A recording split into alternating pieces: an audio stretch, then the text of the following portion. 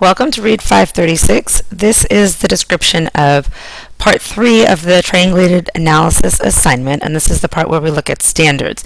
So I've decided to differentiate this assignment for those of you in the community college track. So I want to explain what it is that I'd like you to do for this piece rather than look at the Common Core standards. So what's going to be different about your assignment versus what the K-12 folks are doing is that we're not going to be analyzing a program or a course using the Common Core state standards. So I know I originally had that in the syllabus, but the more I've looked at it, it doesn't make sense for you guys to do that. And so I'm trying something new for this assignment, and we're going to see if we can differentiate it, and maybe afterwards I'll get some feedback from you on kind of how this piece of it went. This has kind of been the biggest problem with 536 in the past, is it's so focused on curriculum, and we have two very different tracks of curriculum when you're talking about K-12 and community college. So this is my attempt to try to remedy some of these some of the issues that we've been having with this course. So you're not going to use the Common Core state standards, but you do still need to read and discuss the articles related to the Common Core state standards for the general course. All right, so make sure that you still read and participate in the weekly form, even though you're not going to be doing it for your assignment. So what are we going to do? So we think what makes sense is for you to identify a set of standards or guidelines that you currently use if you teach in the community college track, or you can use to help design a community college reading course. So several of you're using different things out there in terms of programs when I look at what you've selected. Some of you are using published commercial programs. Some of you are looking at syllabi and how they're designed and put together. Some of you have interviewed different community college reading instructors. So you even within yourselves as a group, you've got a lot of variety. So I'm trying to pick something I think that we can kind of all come together on. And you're going to analyze and explain how the program or the course activities and assignments help students meet these particular standards. So I know that you have all identified a particular area of literacy that you're looking at, but I'm going to be really flexible for you guys in this assignment and say that you can look at, because it's really going to depend on what kind of program or course you're looking at, whether it's like a reading, a basic skills course, or a critical reading course, or an ESL course. So you guys do a variety of things, but you can either look at standards that address your particular area of literacy, if that's possible. If not, I'm going to give you the flexibility to go a little more holistically. So if your standards or guidelines are more general, then I'll allow you to look at the program as a whole. But like I said, this is kind of a new approach, so we've got to kind of see how it works. All right, so what do you have to do to start? You need to first identify a set of standards or guidelines that are appropriate for this assignment. And so they can be something that's put out by your institution or your department if you currently teach in a community college and that you have been using to help design your courses or to evaluate the resources that you select, to help you design assignments, whatever it is that you currently use. So they can be put out by your institution in some form. It could be at department level is appropriate. They could be something published by California or a municipality, like a county or a county board that governs what you do. So any type of governing board for community colleges, consortiums that they're a part of. I know that there's a few different bodies that help govern the community college system, and some of those are local and some of those are at the state level, or professional association. So like in our department, we use two sets of standards to design our courses. We use, the College of Ed has their own, and then we take the College of Eds and we use the CTC, the California Teacher Credentialing Commission's standards, and we also use the standards published by the International Reading Association for the development of reading specialists. So we've got those two sets. So if and the example I'm going to show you later, which is kind of the best example I could come up with for you guys, is me looking at my own syllabus. So one resource, if you don't teach right now and you've kind of been doing this project either on somebody else's course or a syllabus that you have or a program that you think you might use in the future, but you don't really have any standards or guidelines to look at because you don't work in the community college. Vince shared this with me, and this is what's called the Basic Skills Initiative, and I have given you a link to it, and it's kind of interesting. I'm going to kind of let you, I have some ideas about how you could use this as a resource, but okay, can't find it, so give me 1 second. It's on my, there we go.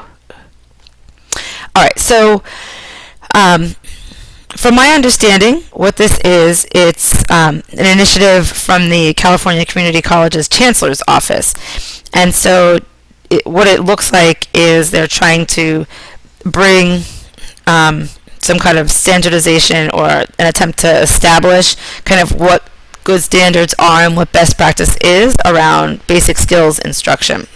And so basic skills instruction covers lots of different courses. And so one of the things that's really neat, and I would encourage you to play around on this website a little bit, but one of the things that is really neat is, if I can find the link here. Give me 1 second. Ooh, wrong button, sorry. So one of the things that's really neat is that they've gone and they've created these rubrics for aligning the standards for different types of basic skills courses.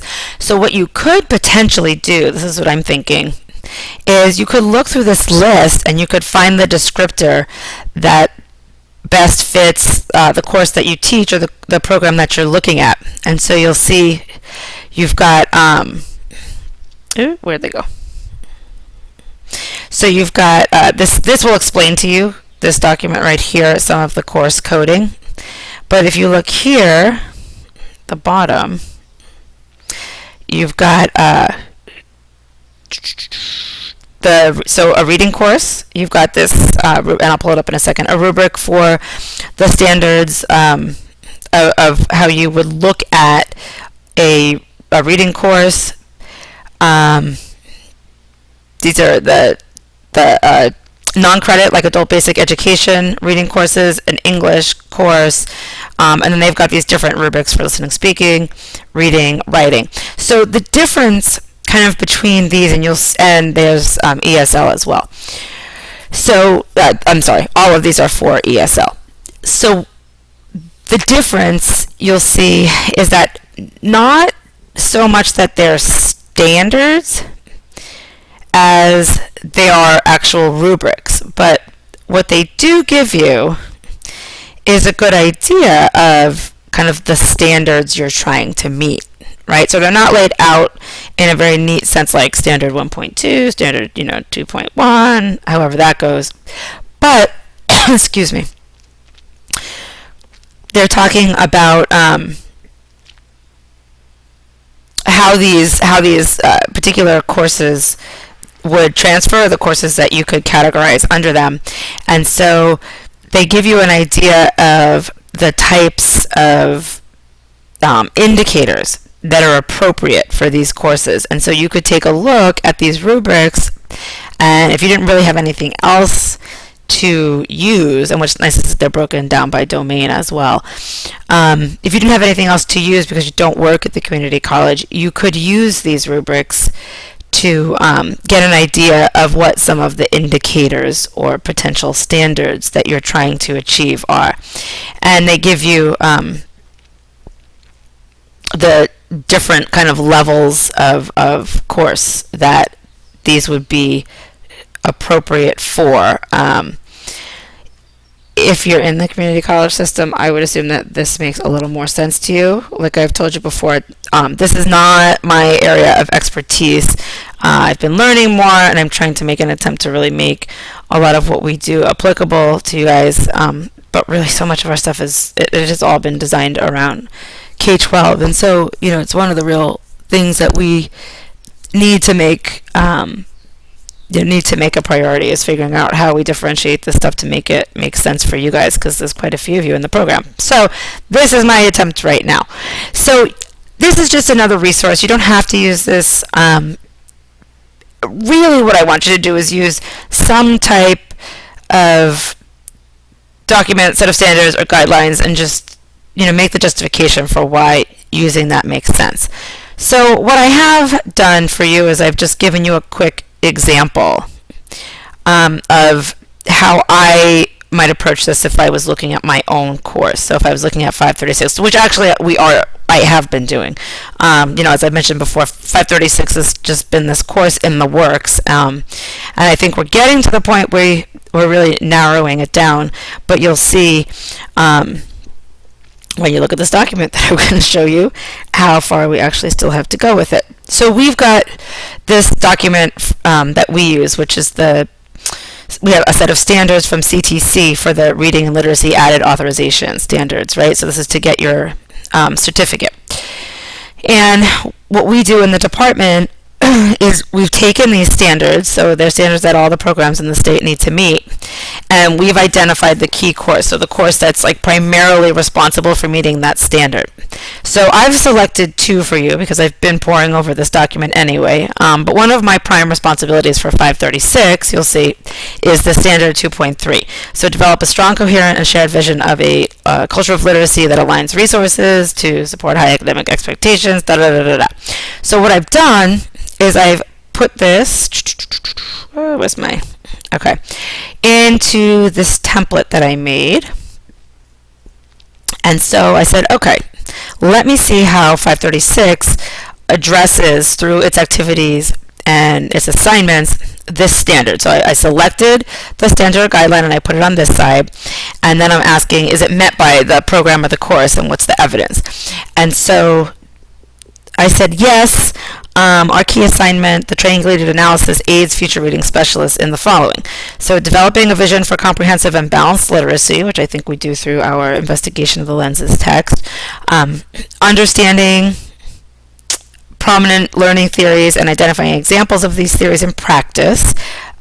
So all of that work that we did in the first piece of the triangulated analysis, so taking those theories we discussed and finding examples of them in our programs, and then developing a deeper understanding of best practice in reading literacy. And so that was part 2 of the triangulated analysis. So through this assignment, students examine commercial and other reading programs through multiple lenses, the 2 I just discussed, and then this last one, the standards, selecting and aligning resources, which is what you'll do as the culmination of this, and then